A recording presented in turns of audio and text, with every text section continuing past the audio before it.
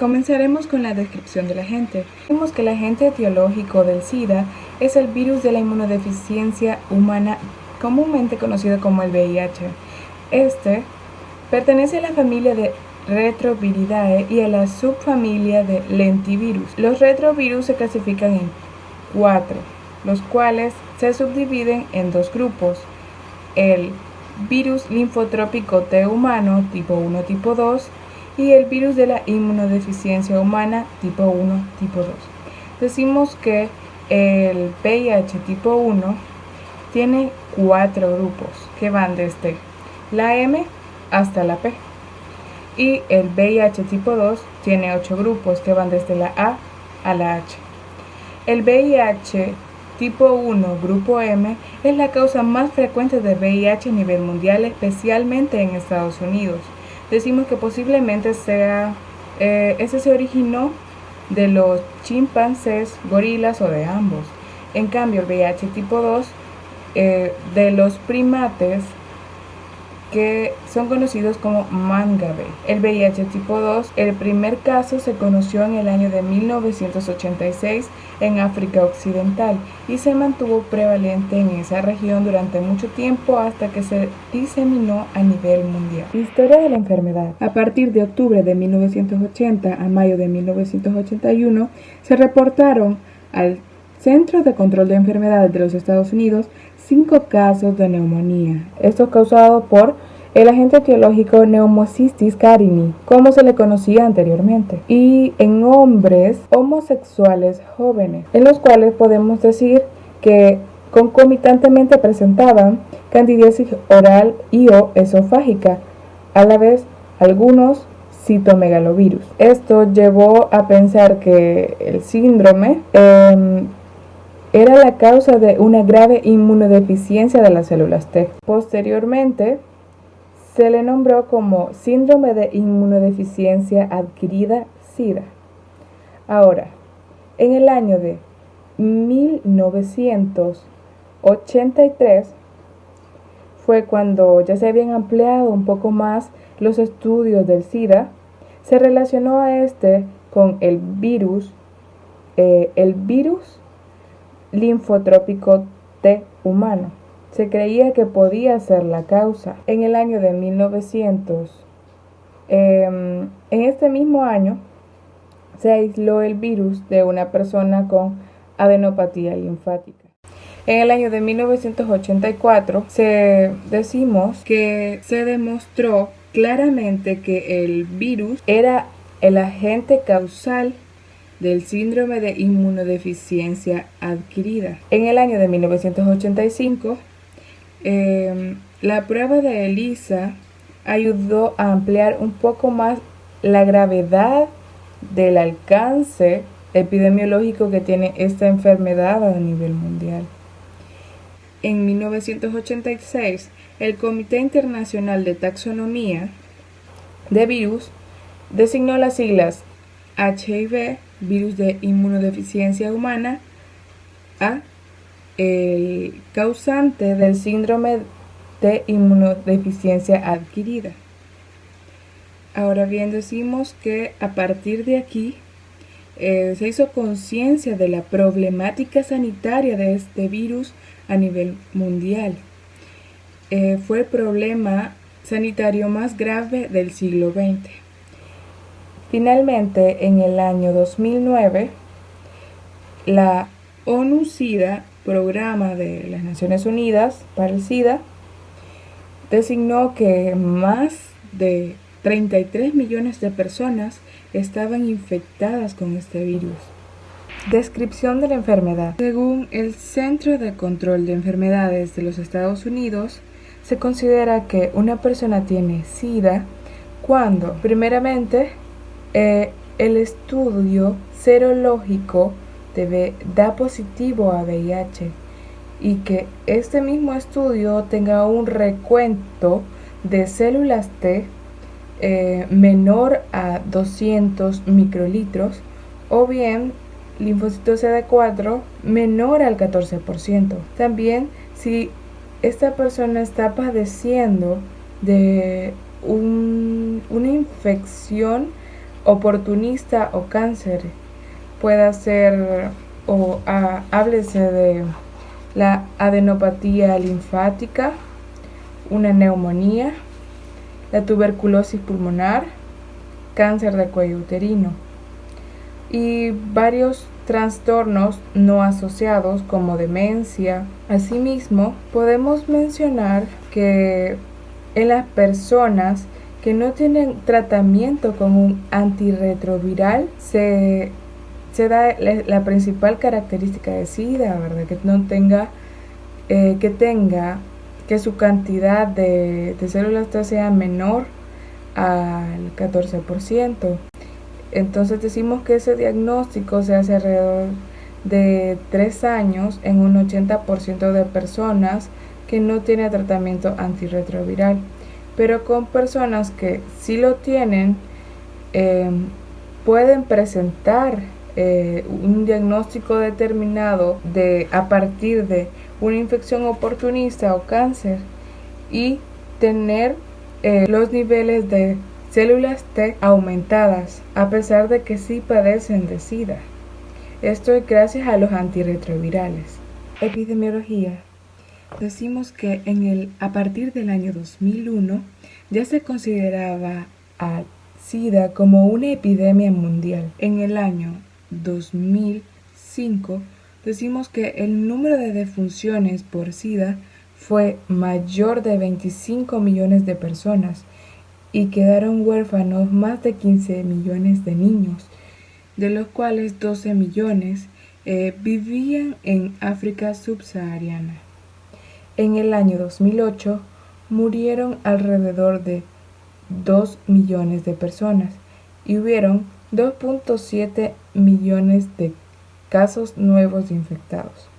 Decimos que a finales del año 2009, ONU-SIDA, el programa de las Naciones Unidas para el SIDA, informó que más de 33 millones de personas estaban infectadas con el virus. Además, podemos decir que el virus de la inmunodeficiencia humana tipo 2 es prevalente en la zona de África subsahariana. En el Viejo Mundo, los países más afectados por el síndrome de la inmunodeficiencia adquirida fueron África, India, China y Rusia. En África subsahariana, por cada 3 personas, una estaba infectada por el síndrome de inmunodeficiencia adquirida. Ahora decimos que las personas jóvenes, así como los trabajadores en periodo productivo, son las más afectadas por este síndrome, por lo cual tiene efectos devastadores en lo que son las estructuras sociales y económicas. Se ha visto un aumento en el número de casos con personas con el SIDA.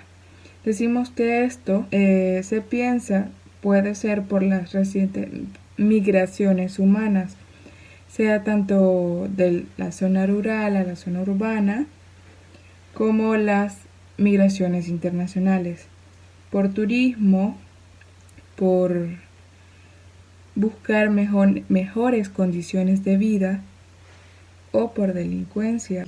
Yo les hablaré un poco sobre lo que es la distribución. En esta podemos mencionar que originalmente la mayoría de casos que se han reportado pertenecen a lo que son varones homosexuales. Y si hablamos un poco de lo que es en la actualidad, podemos decir que hay una investigación que se realizó recientemente en Estados Unidos, la cual dice que aproximadamente un 70% de los casos nuevos que se han diagnosticado pertenecen a lo que son los varones homosexuales. Y esto la verdad es que se da por cierto tipo de factores como puede ser la desinformación de estas personas al momento de cuidarse. Un ejemplo de esto puede ser que nosotros sabemos que los varones homosexuales practican lo que es el sexo anal, ¿verdad? Entonces, todos saben que ellos no corren el riesgo de lo que es un embarazo y deciden no protegerse. También a lo largo del tiempo ha existido lo que es la discriminación, el estigma y la homofobia de ciertas personas que han creado mitos como que las personas que son homosexuales o bisexuales por el simple hecho de serlo tienen esta infección, cuando realmente no es así, ¿verdad? Todo depende de cómo las personas se cuiden, porque si anteriormente se daba principalmente en los varones homosexuales y todavía en la actualidad, pero también se da en lo que son las personas heterosexuales. O sea, a finales de 2006 hubo lo que es un aumento en la cifra de las personas heterosexuales que se habían contagiado. Llegó inclusive a que las mujeres ocupaban el 25% del porcentaje total de las personas infectadas. Podemos decir que también en el año 2006 hubo lo que es un ataque desproporcionado en cuanto a lo que eran las comunidades de las minorías raciales y étnicas. A finales de 2017 podemos mencionar que hubo un aproximado de 1.5 millones de casos en los cuales 500.000 personas perdieron la vida. Ahora podemos decir que se ha calculado de que aproximadamente un 25% de las personas que tienen VIH no sabe que lo tienen. En 1991 en Estados Unidos 1.650 neonatos se contagiaron. Podemos decir que la cifra de contagiados en cuanto a niños ha ido aumentando conforme ha ido aumentando lo que es la cifra en las mujeres contagiadas. Y también podemos mencionar que no ha cesado lo que es la transmisión de madre a hijo. Esto se ha dado principalmente porque la madre no se ha dado cuenta con tiempo que tiene la infección. Estamos hablando de lo que es el reservorio. Podemos mencionar que un obstáculo para la erradicación del virus son prácticamente todos los individuos que se encuentran infectados por el VIH, inclusive aquellos pacientes que reciben tratamiento con CAR-T. Estos poseen una reserva de linfocitos TCD4 en reposo, en un estado de infección latente, y podemos decir que dicha reserva probablemente actúe al menos como un componente del reservorio viral persistente. La latencia de posintegración en estas células va a consistir en que el provirus VIH se va a integrar a lo que es el genoma de la célula, y este puede permanecer en este estado hasta que la señal de activación impulse lo que es la expresión de los VIH transcritos y en último término los virus con poder de replicación, ¿verdad? Ahora, podemos decir que esta forma de latencia debe distinguirse de la latencia que ocurre antes de la integración, es decir, cuando el VIH penetra el interior de un linfocito TCD4 en reposo. Y podemos decir que en ausencia de una señal de activación, la transcripción inversa del genoma del VIH es limitada. Y podemos decir que el DNA proviral que va a resultar no va a ser capaz de integrarse al genoma de la célula que es hospedadora. Podemos decir que el periodo de latencia de preintegración puede durar de lo que son horas a días, y si no se envía lo que es una señal de activación a la célula, el DNA proviral va a perder lo que es su capacidad para iniciar lo que es una infección productiva. Ahora, si estas células son activadas, la transcripción inversa sigue adelante hasta completarse y el virus va a continuar su ciclo de replicación normal. Ahora, la reserva de las células que se encuentran en estado de latencia de posintegración se establece en forma precoz durante lo que es el curso de la infección primaria.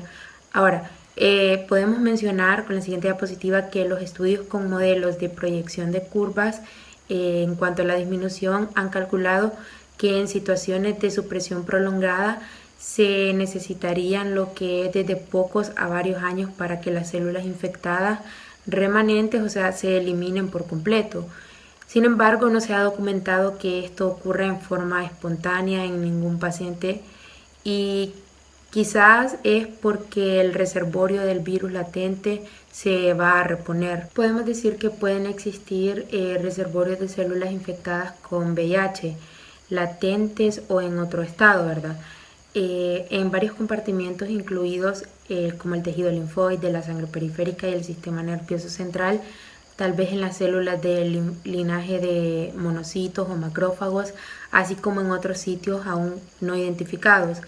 En los últimos años se ha realizado lo que son intentos para eliminar el VIH en los reservorios virales latentes, con el empleo de los fármacos que estimulan a los linfocitos TCD4 en reposo durante la evolución del tratamiento antirretroviral. Sin embargo, tales intentos no han tenido ningún éxito. ¿Qué es el periodo de incubación? Podemos decir que este va a variar mucho de una persona a otra. Si no se da el tratamiento, podemos decir que la mayoría de los infectados por el VIH van a presentar lo que son signos de enfermedad al cabo de 5 a 10 años, aunque el periodo puede ser más breve, ¿verdad? El tiempo que transcurre entre la infección por el VIH y el diagnóstico de SIDA puede variar entre 10 y 15 años, a veces más. El tratamiento con antirretrovíricos puede hacer más lenta la evolución porque lo que hace es que evita la multiplicación del virus y en consecuencia lo que hace es que disminuye la cantidad del virus presente en la sangre del individuo infectado.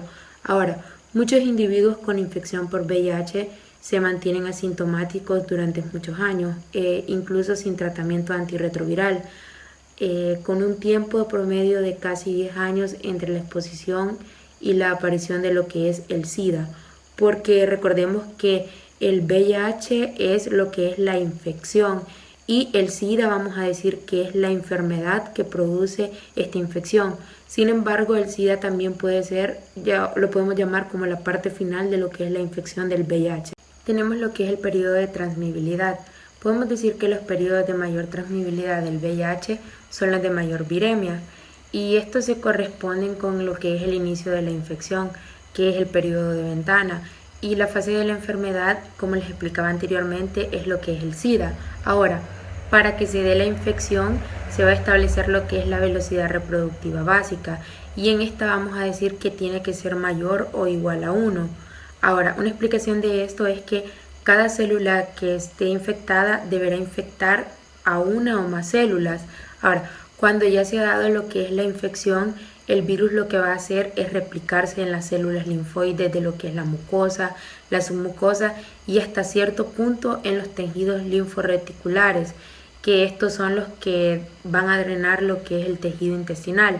Ahora, el virus del VIH podemos decir que no se puede detectar en lo que es un periodo de pocos a varios días. Nosotros lo que vamos a conocer es lo que la fase que nosotros llamaremos la fase de eclipse y conforme el virus va avanzando con la semana se va diseminando lo que son los ganglios linfáticos regionales primeramente, ¿verdad? Y después a otros compartimientos linfoides. Allí es donde va a tener lo que es acceso a concentraciones de linfocitos TSD4 y esto le permitirá un brote intenso en lo que es la viremia que se detecta con facilidad en los estudios que actualmente tenemos disponibles. Podemos decir que las formas de transmisión del VIH pueden ser sexual, por ejemplo, como el mantener relaciones sexuales sin protección con una persona que se encuentra infectada, ¿verdad? También puede ser por vía parenteral, que esto puede ser a través de reutilizar lo que es una jeringa, también materiales quirúrgicos u objetos punzantes que anteriormente han sido usados por una persona que ya se encuentra infectada. Y también puede ser por lo que son transfusiones sanguíneas. Y otro tipo es vertical, que es cuando la madre se lo transmite al hijo, ¿verdad? Ahora, podemos decir que el VIH se transmite por vía congénita y a través de un intercambio de líquidos corporales de la persona infectada a una persona sana, como pueden ser lo que es la sangre, la leche materna, las secreciones vaginales y el semen. Esto realmente es muy importante saberlo porque existe mucha desinformación al respecto. Como ejemplo de esto podemos mencionar que las mujeres lesbianas han creído por mucho tiempo que no se pueden transmitir el VIH de una mujer a otro.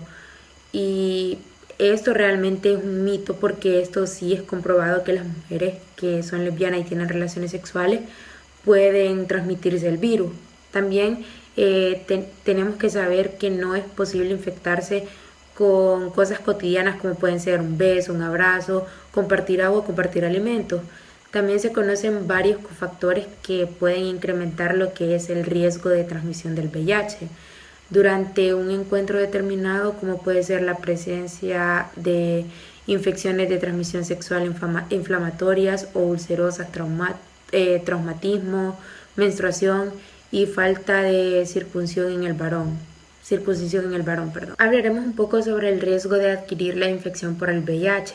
Primero hablaremos que mediante la punción con una aguja contaminada de sangre infectada, esta probabilidad es de 1 entre 300 y van a influir bastantes factores como por ejemplo que la profundidad de la penetración que se dio con la aguja, las agujas con centro hueco, la sangre que se encontraba visible en la aguja y el estado avanzado de la enfermedad que tiene el paciente. Se desconoce la verdad el riesgo de la transmisión de VIH por una salpicadura de mucosas con sangre infectada, pero se presupone significativamente menor, ¿verdad? Recordemos que en la primera etapa de lo que es el VIH es imposible transmitir lo que es el virus. Ahora bien, el riesgo de adquirir una infección por el VIH por el consumo de drogas ilegales al compartir lo que es agujas de un paciente infectado por VIH se calcula que es un caso en 350. Cuando se efectúa lo que es una transfusión de sangre de un donante infectado por VIH, el riesgo de transmisión será de 95, entre 10 y 40% de los casos de las madres infectadas. Podemos decir que se contrae lo que es la infección cuando la madre no ha recibido lo que es el tratamiento o cuando el recién nacido no recibe lo que es la profilaxia perinatal contra el VIH. El riesgo mayor con lo que es el parto vaginal es un riesgo mayor que con la cesárea en mujeres, por ejemplo, con cargas virales más altas y en quienes amamantan a sus hijos, ¿verdad? Podemos mencionar de las posibilidades que hemos escuchado anteriormente, que la más peligrosa, podemos decirlo, es lo que es la transfusión sanguínea, porque esto es algo que es directamente. En esta podemos decir que es un 95%, existe un 95% de probabilidad que la persona infectada al donar sangre a una persona sana termine transmitiendo lo que es la enfermedad. Susceptibilidad. Los grupos de población claves son hombres que tienen relaciones sexuales con otros hombres, personas que se inyectan drogas, personas recluidas en cárceles u otros entornos cerrados, trabajadores del sexo y sus clientes, así como también las personas transgéneros. Dadas las circunstancias de vida, otros grupos poblacionales también pueden ser particularmente vulnerables y correr un mayor riesgo de infección por el VIH, como las adolescentes y las mujeres jóvenes de África meridional y oriental y los pueblos indígenas de algunas comunidades. Patogenia de la infección por VIH tipo 1. Una vez que el VIH tipo 1 atravesó la piel y las mucosas, las primeras células blanco que encuentra son las células dendríticas de la mucosa epitelial o células de Langerhans, que transportan el virus a la región ganglionar linfoide más próxima. En el ganglio se produce como mecanismo defensivo un reclutamiento de las células TCD4 positivas activadas, que simultánea y potencialmente se convierten en blancos del virus, favoreciendo en forma local la diseminación viral. También en la superficie de las células dendríticas foliculares del ganglio están atrapados los viriones infectantes, constituyendo una fuente de virus infecciosos listos para infectar a las células susceptibles circundantes. El periodo de la infección primaria abarca de 4 a 8 semanas y en él se distinguen 2 etapas. La primera corresponde a la diseminación viral, abarcando de 2 a 4 semanas con cargas virales plasmáticas muy elevadas, lo que culmina con un gran pico de viremia, indicando una intensa replicación viral. La segunda etapa corresponde al despeje del virus en la sangre y ocurre alrededor de la etapa de seroconversión. Durante las primeras semanas de la infección no se detectan anticuerpos específicos contra el VIH tipo 1, lo que se conoce como el periodo de ventana. Precediendo a la detección de la respuesta inmune humoral específica anti-VIH tipo 1, los virus del ganglio regional se diseminan hacia otros órganos linfoides. Durante la infección aguda primaria se produce una caída transitoria de 10 a 100 veces del número absoluto de linfocitos TCD4 positivos en sangre periférica, eliminando a las células infectadas de la circulación. Con la seroconversión hay un drástico descenso del virus en la sangre periférica acompañado con un ascenso de los linfocitos TCD4. También hay una elevación en el número de los linfocitos TCD8 positivos en la sangre periférica. Todos estos eventos inmunológicos nos demuestran que se está desarrollando una respuesta inmune enérgica pero que no logra erradicar al virus. Luego está la etapa de latencia clínica asintomática y SIDA como enfermedad. Después de la seroconversión inicia el periodo de latencia clínica, que también se denomina como periodo asintomático, y este antecede al inicio de la enfermedad o SIDA y puede variar entre 1 a 15 o más años. Durante todo este periodo, el sujeto infectado permanece libre de síntomas y signos marcadores del SIDA. Sin embargo, el curso de la infección prosigue inadvertidamente y se suceden una serie de fenómenos virológicos e inmunológicos con un gradual e inexorable deterioro del sistema inmunitario. Mientras la carga viral plasmática comienza a disminuir, la replicación viral en los ganglios linfáticos persiste. Tanto la carga viral plasmática como el número de linfocitos TCD4 son marcadores pronósticos de la enfermedad. La carga viral es un predictor muy importante en la progresión de la infección, en particular en las etapas tempranas. El recuento de los linfocitos TCD4 positivos en circulación es indicador del estado de inmunodeficiencia existente y se complementa con la carga viral. Cuando se produce un incremento de la replicación viral con una marcada reducción de los linfocitos TCD4 positivos, aparecen los síntomas y signos constitucionales, pasando a la etapa clínicamente sintomática. Cuando el número de linfocitos TCD4 positivos es menor a 200 células por milímetro cúbico y con viremia alta, se manifiestan las enfermedades infecciosas oportunistas, es decir, se instala el SIDA como enfermedad. Cuadro clínico.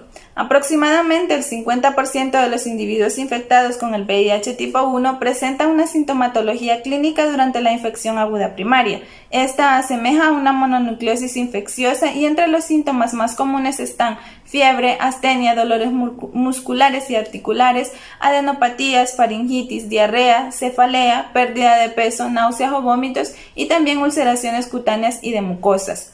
Pueden presentarse también problemas neurológicos, esto en los casos en los que se ha podido aislar el virus directamente del líquido cefalorraquídeo, lo que indica el acceso de este al sistema nervioso central. Los síntomas y signos más frecuentes son la fotofobia, meningoencefalitis, neuropatía periférica, parálisis del nervio facial, neuritis braquial, radiculopatía y compromiso de las funciones cognitivas. En un 40 a 70% de los pacientes se presenta un exantema cutáneo en la parte superior del cuerpo y a pesar de toda la variabilidad sintomática que presenta, en la actualidad se le identifica como una entidad clínica distinta y se requiere como tal un diagnóstico diferencial correcto. Para ello es importante recurrir a las pruebas de laboratorio para confirmar o desechar las sospechas clínicas de la infección primaria por el VIH tipo 1. Ahora, el receptor primario CD4.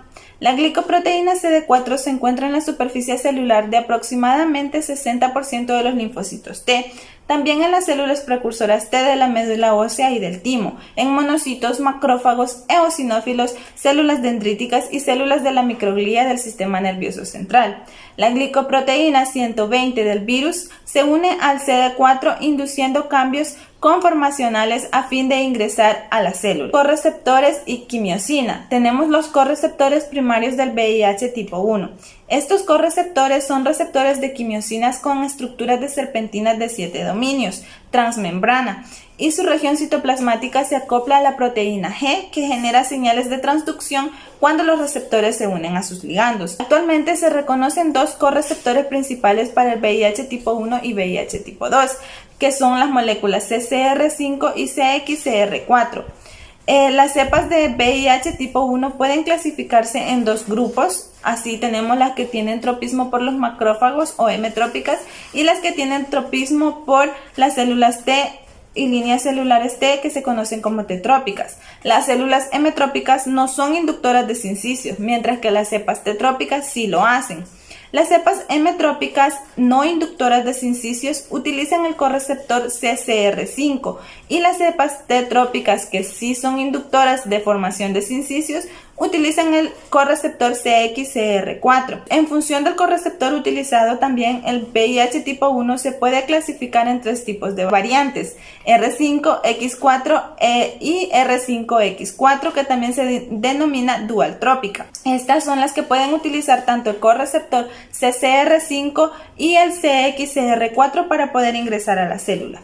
La transmisión del VIH tipo 1 está asociado casi siempre a la replicación de las cepas R5 CCR5, que son las que predominan durante los primeros estadios de la infección en más del 95% de las personas infectadas. Virus X4 son los considerados los más patogénicos y su aparición es un factor predictor del descenso de los linfocitos TCD4 positivos y de la progresión clínica de la enfermedad. En 1996 se identificó una deleción de 32 pares de base en el gen CCR5 que cuando se encuentra en forma homocigota evita la expresión del receptor en la superficie celular y en consecuencia no se produce la infección por cepas de R5. Así tenemos que los individuos homocigotos son resistentes naturalmente a ser infectados por el VIH tipo 1. Por otro lado, los individuos que lo expresan de forma heterocigota desarrollan SIDA en forma más lenta que los individuos sin alteración del receptor CCR5. Luego tenemos el VIH y la respuesta del sistema inmune. Así tenemos la respuesta específica celular. La respuesta inmune VIH tipo 1 específica es llevada a cabo sobre todo por los linfocitos TCD8 positivos citotóxicos, capaces de contener la replicación viral, en especial durante las etapas tempranas de la infección. Luego tenemos la respuesta específica humoral, en la cual podemos decir que la función de los anticuerpos en la infección por el VIH tipo 1 es poco clara y contradictoria. Se acepta que son los principales responsables del despeje de los viriones en la circulación. El hecho de que un anticuerpo se pueda unir al virus no implica que sea neutralizante. Así existen anticuerpos anti-VIH tipo 1 con diferentes actividades biológicas, desde neutralizantes protectores hasta exacerbantes favorecedores de la infección. Luego, la respuesta antiviral de la inmunidad innata. Dentro de los mecanismos de la inmunidad innata participan diferentes células, como los granulocitos, macrófagos, células T, las células natural killer, que aunque no reconocen específicamente al patógeno, pueden identificar y destruir las células infectadas. Además, se identificaron pequeños péptidos con actividad antiviral como las alfa y beta defensinas. Un poderoso mecanismo de la inmunidad innata recientemente descubierto es a través de la enzima celular ApoB-C3G o apolipoproteína B enzima editora de RNA mensajero péptido catalítico. Esta actúa a nivel de la transcripción inversa viral, inhibiendo la replicación del VIH tipo 1 a través de la desaminación de citocinas a uracilos durante la síntesis de la cadena naciente de DNA. La inmunopatogénesis de la infección por el VIH tipo 1. En 1996 se observó que la rápida reducción de la carga viral plasmática se asociaba con un incremento significativo en las células CD4 positivas circulantes. Se postuló un modelo de la patogénesis de la infección del VIH tipo 1 en el que el virus infecta y mata a estas células, que son simultáneamente reemplazadas por una permanente producción de células nuevas. La producción celular no alcanza a compensar la destrucción y en 10 años o más la mayoría de las células CD4 positivas están perdidas. Recientemente, Daniel Dweck ha planteado que la inmunopatogénesis por el VIH tipo 1 difiere según sea la infección, ya sea aguda o crónica. Esta persona postula que en la infección aguda del VIH tipo 1, la célula blanco principal es la célula CD4 positiva de memoria, que es la que presenta la mayoría entre las células de las CD4 positivas. Esta está localizada principalmente a nivel de las mucosas. En la fase aguda, aproximadamente el 60% o más de las células CD4 positivas de memoria están infectadas, superando de 100 a 1000 veces a las células infectadas presentes en circulación durante la fase crónica. Alrededor del día 14 post-infección, 80% de las células infectadas del organismo han desaparecido. La reposición de las células CD4 positivas de memoria está limitada, ya que dependen del aporte del timo y de las células CD4 positivas en sus estadios iniciales. En la etapa crónica surge una inmunoactivación transformando estas células CD4 positiva a memoria y conduciendo a la muerte celular programada. Bien, vamos a hablar acerca de lo que es el diagnóstico de laboratorio. Cuando hablamos lo que es el diagnóstico, de diferencia del diagnóstico de retrovirus, especialmente nosotros venimos y vamos a hablar acerca de lo que es el diagnóstico de la prueba del VIH. Esto se basa en la identificación de anticuerpos específicos tanto en suero como en el plasma. ¿Por qué? Porque el tipo de infección, en este caso del VIH, existen anticuerpos anti-VIH específicos. Ahora bien, el periodo que transcurre desde que una persona viene y adquiere la infección hasta las primeras manifestaciones, en este caso humorales o respuestas humorales, se llama severo conversión. La prima infección, por otro lado, es desde que la persona viene y adquiere la infección. Esto básicamente se manifiesta desde la segunda hasta lo que es la sexta semana. Y en este periodo la persona necesita lo que es una replicación, o sea que es una infección retroviral aguda. Y para esto la replicación va a ser específica porque la persona necesita lo que es el recuento de las células CD4, tiene que estar bajas, y las células CD8 tienen que estar altas, es decir, una relación CD4 y CD8. ¿Para qué? Para que los marcadores inmunológicos puedan ser utilizados y los virológicos para identificar el tipo o el periodo de la primo-infección. Algo muy interesante de esto es que el diagnóstico virológico es llamado periodo de ventana. ¿Por qué? Porque aquí los anticuerpos ya no pueden ser, digamos, identificados por las pruebas serológicas, sino que tienen que ser identificados por otro tipo de prueba. Y es aquí donde nosotros venimos y realizamos lo que es las pruebas de tamizaje. La primera prueba es la enzimo inmunoensayo, que son lo que es las pruebas de ELISA. Esta básicamente tenemos el VIH, nosotros venimos y realizamos lo que es el tamizaje para identificarla. Luego nosotros venimos y vamos a realizar lo que es la técnica de ensayo. Esta es para la confirmación de las pruebas de ELISA. Entre las pruebas de ELISA que nosotros realizamos está la primera generación, segunda generación y la prueba de ELISA de lo que es tercera generación. Estas son muy importantes porque son específicas para VIH tipo 1, VIH tipo 2 o VIH tipo 1 del grupo O. Ahora bien, las pruebas de ELISA de tercera generación hacen que el periodo de ventana disminuya a 20 días, es decir, el periodo virológico va a disminuir en este tiempo. Esto quiere decir que en este proceso las personas tienen que tener lo que es el recuento de los CD4 y CD8 una verdadera relación, y la OMS establece algo bien interesante, que lo que es la especificidad para las pruebas de ELISA es de un 99.5% y su sensibilidad es de un 98.6%.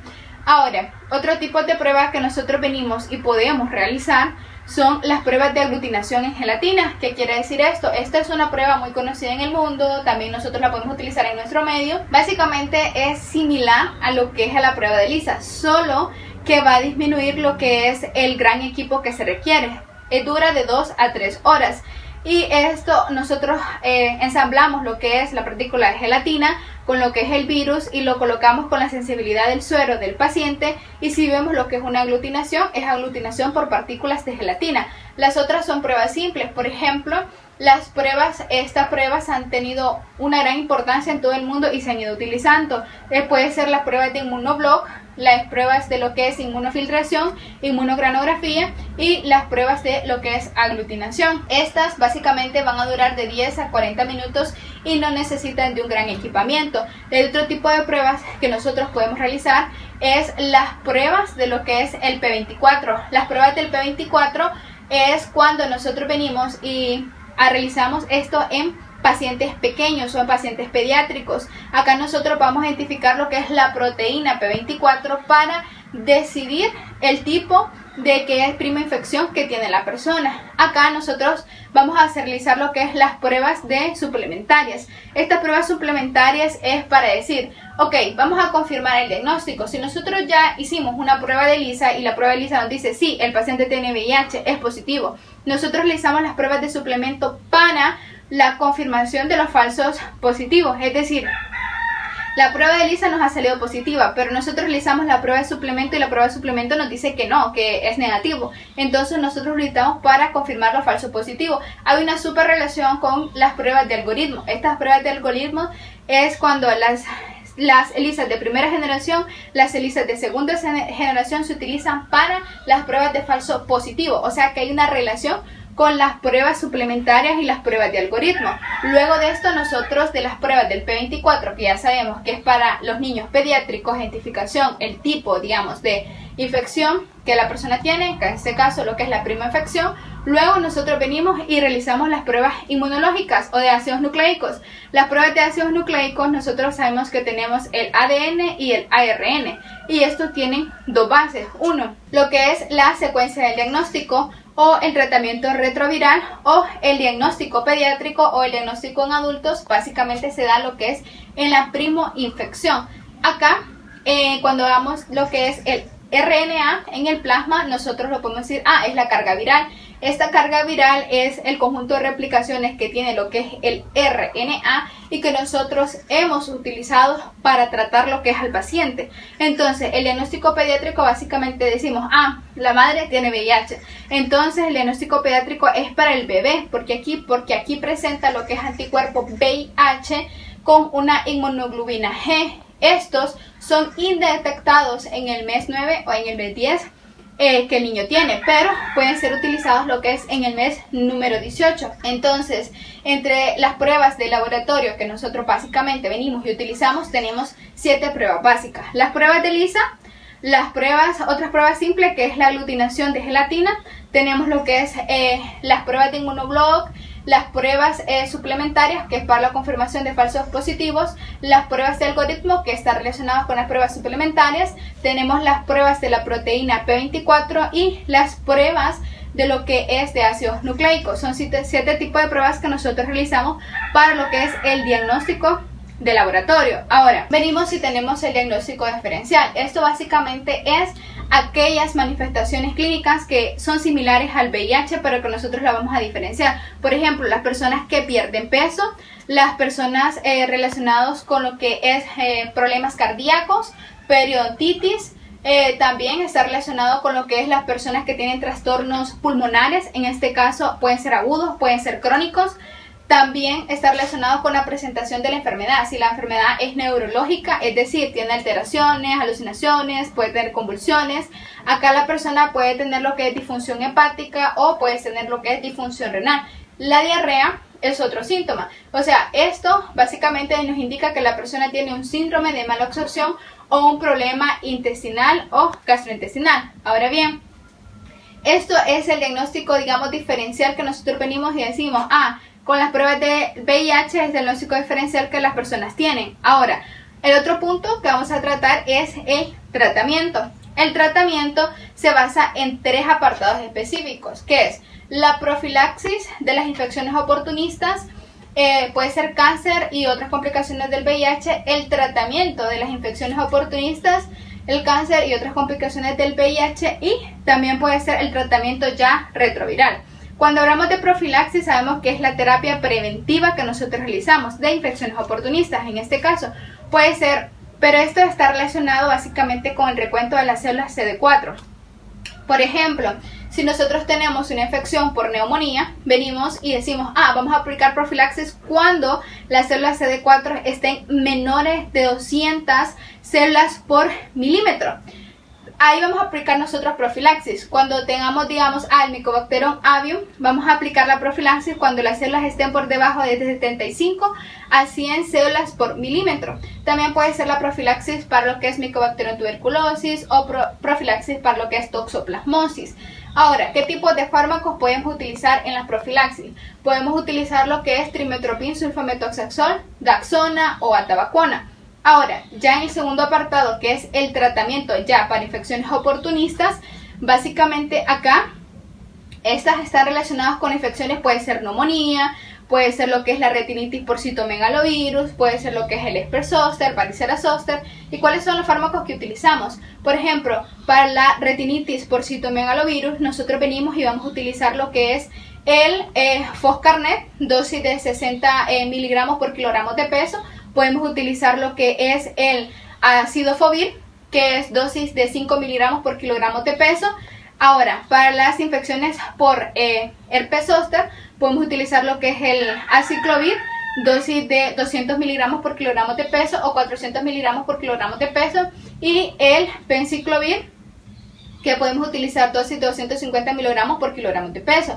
Ahora, luego del tratamiento de infecciones oportunistas que nosotros tenemos, venimos y vamos a tratar ya el tratamiento retroviral. El tratamiento retroviral básicamente ha tenido mucha importancia en los últimos años, y esto no va a depender del recuento de la célula CD4, porque la OMS establece que no tenemos que esperar para ver las personas tengan un recuento de células CD4 menores, simplemente actuamos con fármacos retrovirales porque esto puede prolongar y salvar la vida de las personas en un 50%.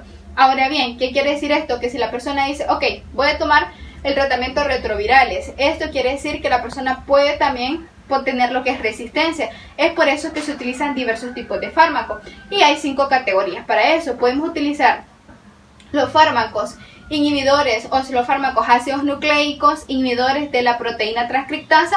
Podemos utilizar los inhibidores que son no inhibidores de la proteína transcriptasa.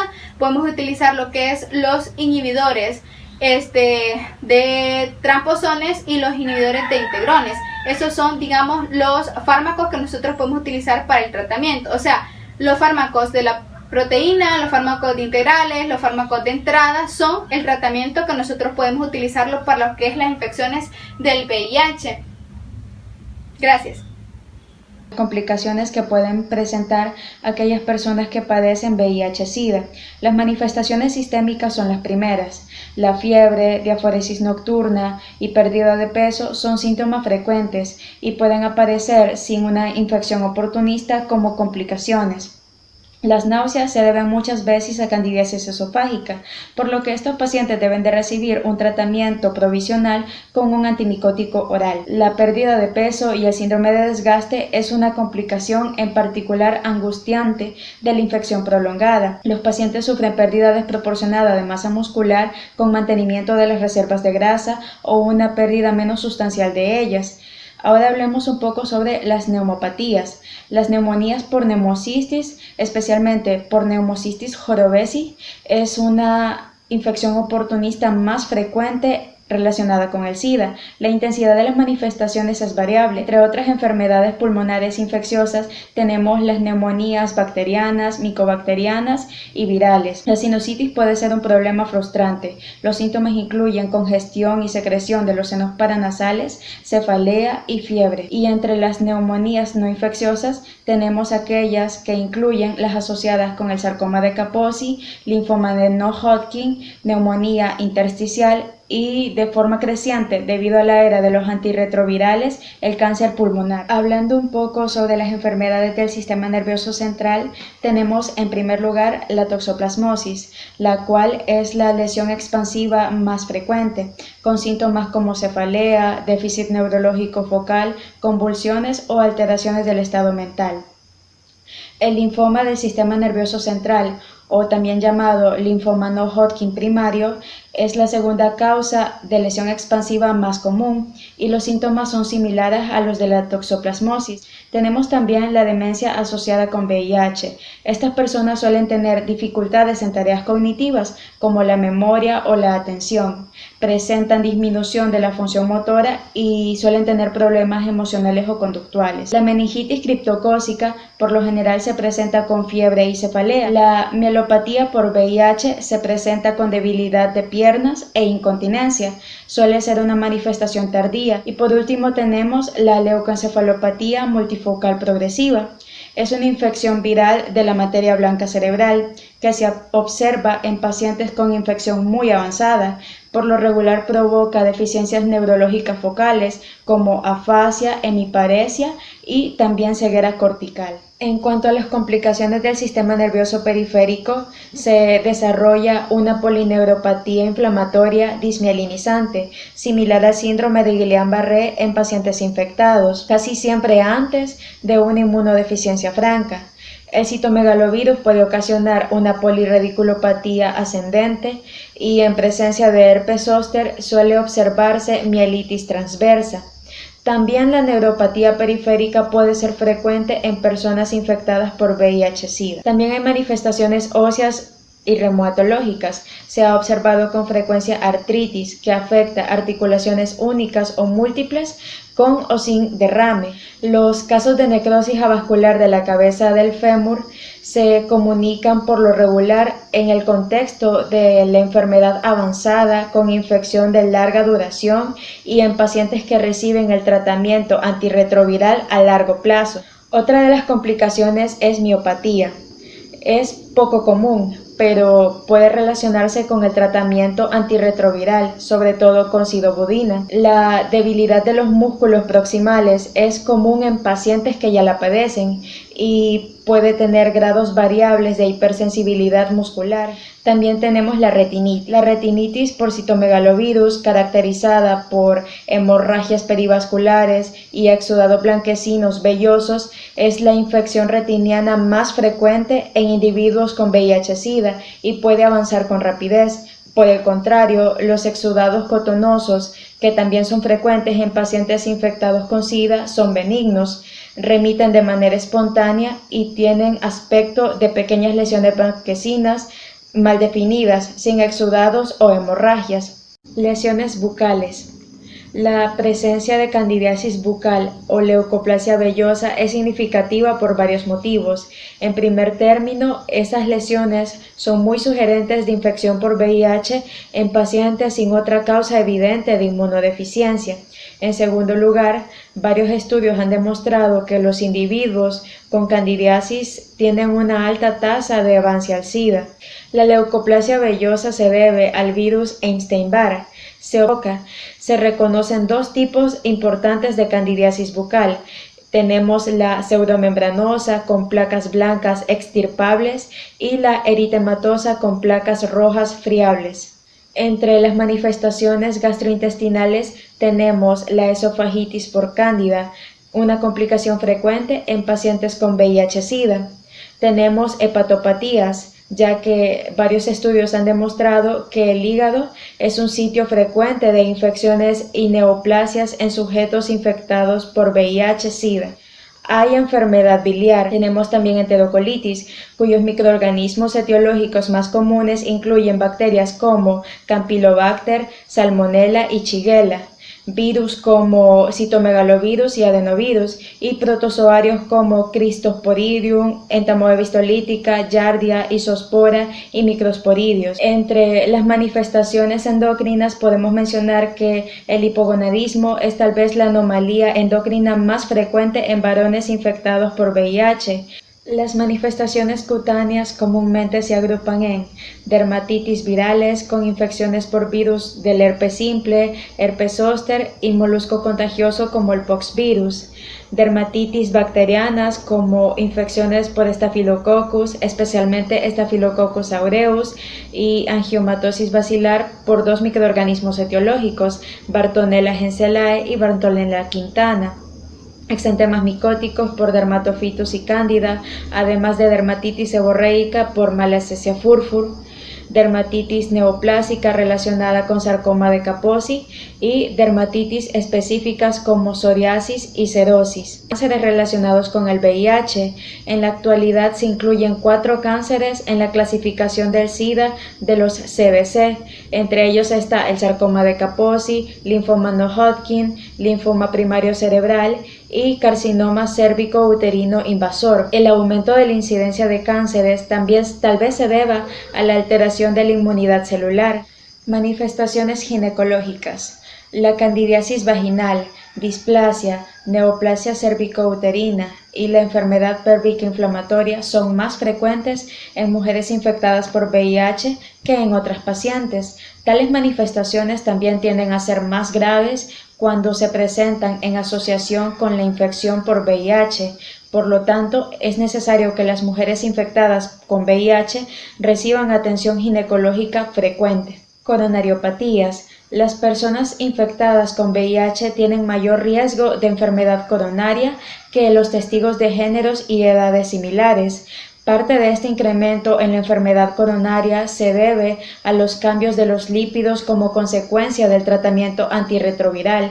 Sin embargo, parte del riesgo deriva, al parecer, de la infección por VIH cualquiera sea el tratamiento. Reacciones inflamatorias. Con el inicio del tratamiento antirretroviral, algunos pacientes experimentan reacciones inflamatorias que parecen derivadas de la reconstrucción inmunitaria, según lo indica un rápido incremento de las concentraciones de células CD4. Dichas reacciones pueden presentarse con signos generalizados de fiebre, diaforesis y malestar general. con o sin manifestaciones más localizadas que suelen presentar cuadros clínicos poco comunes de infecciones oportunistas. El diagnóstico ha modificado sustancialmente debido al conocimiento en materia de eficacia, tolerancia y durabilidad de los diferentes esquemas antirretrovirales, a la disponibilidad de un número creciente de los mismos con ventajas en potencia, farmacocinética y posología que favorecen la simplificación de los esquemas terapéuticos, la prevención y el control de la infección por VIH-Sida. La prevención se divide en prevención primaria y prevención secundaria. Dentro de la prevención primaria encontramos pruebas para VIH y asesoría. Los médicos deben de revisar con el paciente los factores de riesgo para infección por VIH y discutir prácticas sexuales más seguras y el uso más seguro de agujas, además de la implicación de un resultado positivo en la prueba. A las personas con resultados positivos se les debe de poner en contacto con servicios de atención médica para su seguimiento. También se deben de proporcionar referencias a servicios para notificación de parejas, servicios sociales, servicios de salud mental y servicios para prevención vinculada con el VIH. Tratamiento antirretroviral para disminuir la transmisión de VIH a otros. Además de prevenir la progresión del VIH, hacer que las personas con VIH cumplan eficazmente el tratamiento antirretroviral, al parecer aminora las posibilidades de que transmitan el VIH a sus compañeros sexuales. En parejas serodiscordantes, el tratamiento antirretroviral temprano eliminó casi por completo el riesgo de la transmisión de VIH para su compañero no infectado. Tratamiento antirretroviral profiláctico preexposición. La administración de emtracitavir, tenofovir, truvada puede reducir el riesgo de transmisión sexual de VIH entre individuos no infectados pero en riesgo alto de infección. Profilaxis posexposición para usuarios del sexo y de fármacos inyectables. El objetivo de la profilaxia posexposición es reducir o prevenir la replicación viral local previo a la diseminación, de tal forma que la infección sea abortada. Prevención de la transmisión de VIH perinatal. La prevención de la transmisión perinatal de VIH inicia con el ofrecimiento de asesorías y pruebas a todas las mujeres que están embarazadas o que están considerando embarazarse. Las mujeres infectadas con VIH que están embarazadas deben iniciar el tratamiento antirretroviral con al menos 3 fármacos. Se debe de planear el alumbramiento por cesárea si la carga viral es mayor a 1000 copias cercano al tiempo del nacimiento. Debe administrarse sidobudina al infante después del nacimiento por 6 semanas y cuando es posible debe de evitarse la lactancia materna. Prevención de la transmisión en instituciones hospitalarias. En instituciones hospitalarias debe aplicarse las medidas universales para el manejo de fluidos corporales, como el uso de guantes durante el manejo de fluidos corporales, además del uso de bata, mascarilla y anteojos durante procedimientos que puedan resultar en salpicaduras o propagación de gotas. Prevención de la transmisión de VIH a través de homoderivados. El uso de sangre y sus derivados debe de ser muy cuidadoso de tal manera que los pacientes reciban la menor cantidad posible, además de animar a los pacientes a donar su sangre previo a cirugías programadas. Vacunas de VIH. Resultados derivados de estudios en primates sugieren que el desarrollo de una vacuna protectora es factible, pero ensayos clínicos en humanos han resultado desastrosos o decepcionantes. En la actualidad, los esfuerzos para el desarrollo de una vacuna están enfocados en identificar anticuerpos neutralizantes hacia las regiones más conservadas de la envoltura del VIH. Prevención secundaria. Con respecto a la tuberculosis, por el incremento en su ocurrencia en pacientes con VIH, tales individuos deben de someterse a pruebas de PPD en forma anual. Con respecto a la sífilis, en razón de los recientes aumentos del número de casos de sífilis entre varones homosexuales, incluidos los infectados por VIH, Todos ellos deben de someterse a pruebas de detección de sífilis como la reactinina plasmática rápida o la prueba de VDRL cada 6 meses. El incremento de casos de sífilis en personas infectadas con VIH suscita una preocupación particular porque esos individuos tienen mayor riesgo de sufrir la reactivación de la sífilis y el avance a su forma terciaria a pesar del tratamiento estándar. Y por último, la aplicación de vacunas. Las personas infectadas con VIH deben de recibir las vacunas que se describen en el cuadro que ustedes pueden ver en su pantalla. Sin embargo, las personas infectadas con VIH también deben de recibir las vacunas desactivadas estándar, como los refuerzos de tétanos y difteria, que se aplican a las personas no infectadas, pero deben de evitarse las vacunas de virus vivos como la de la fiebre amarilla.